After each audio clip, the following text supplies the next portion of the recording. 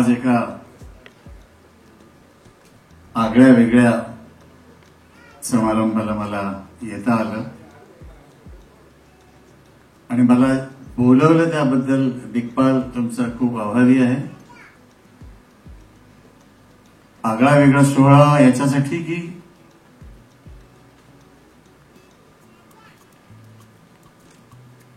गाण्याचं असं रिलीज मी आयुष्यात पहिल्यांदाच बघतो. मलाही जवळजवळ 48 वर्ष झाली इंडस्ट्री, पण असं काही जिवंत हा रिलीज सोहळा ठेवलाय आमच्या समोर, त्यामुळे मी भारावून गेलोय. मी माझी लाडकी बेला दिग्पालजी,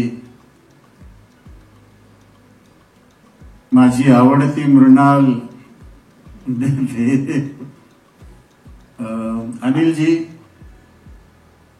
धर्माधिकारी साहेब, ओळखीची मंडळी आहेत सगळी. आपका बहुत बहुत शुक्रिया, आभार. आपने इतनी खूबसूरत फिल्म का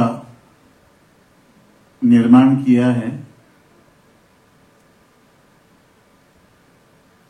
आणि ज्ञानेश्वर माऊलींना सगळ्यांच्या हृदयात त्यांची प्रतिभा नेहमीच जागी असते आणि आज हा सोहळा करून आणखी जागी केली, त्याबद्दल दिग्पाल तुमचे खूप खूप आभार. आणि मी पुन्हा एकदा या संस्थेचा खूप आभारी आहे की मला त्यांनी अगदी परवा बेलाचा फोन आला आणि मी आज हे सगळे जिवंत माझ्या डोळ्यांनी बघू शकलो, त्याबद्दल धन्यवाद. आज हे गाणं लोकार्पण केलेलं आहे. सुंदर गाणारी दिसणारी तिने गायलंय आणि ही फिल्म खूप चालो,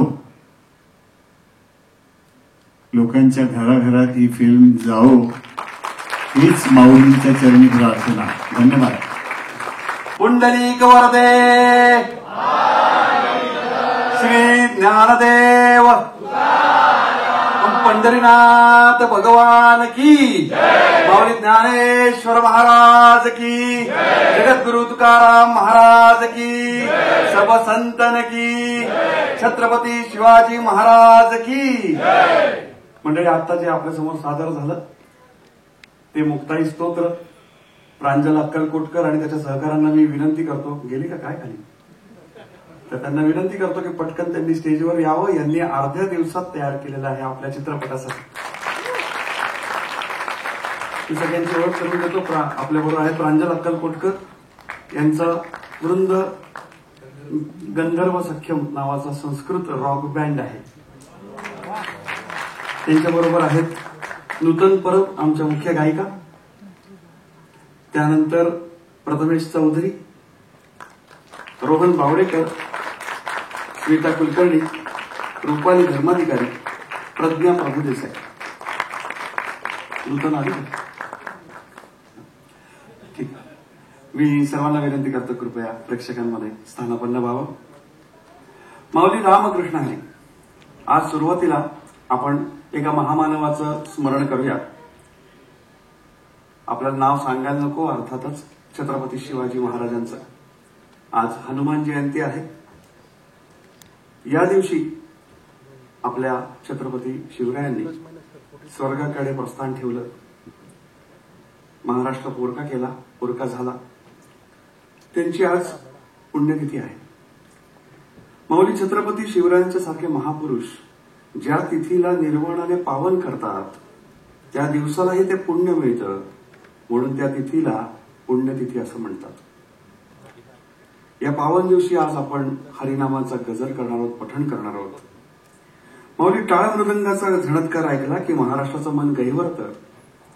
सासूरवाशिणीला भावाची हाक ऐकवल्यावरती जसं खोचलेला पदर सोडते, खांद्यावर घेते आणि धावत सुटते माहेराकडे, तसं महाराष्ट्राचं मन वारकऱ्यांच्या दिंडीकडे धावतं.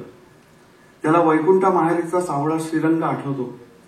हा सोहळा फक्त आषाढी कार्तिकीपुरता मर्यादित राहू नये म्हणून आपण आज भेटलेलो आहोत. संत ज्ञानेश्वरांची मुक्ताई हा आपल्या सर्वांच्या लाडक्या चित्रपटाची गीतं, अभंग गीतं आजपासून रोज आपण वेगवेगळ्या सोशल मीडिया प्लॅटफॉर्म्सवर अनुभवणार आहोत. तेव्हा माऊली ध्यान देऊन ऐका. सुमारे 750 वर्षांपूर्वी या महाराष्ट्रात साक्षात सरस्वती मातेनं नवरसांचा आणि काव्यकल्पनांचा सारीपाट मांडला होता. एका लहानशा गोजीरवाण्या साजिल्या सुकुमार मुलाशी, त्या मुलाचं नाव होतं आपल्या सगळ्यांची माऊली संत ज्ञानेश्वर. त्याचे वडील बंधू निवृत्तीनाथ यांच्या आज्ञेनं आणि धाकट्या बंधू सोपान काकांच्या साक्षीनं हा खेळ रंगात आला होता.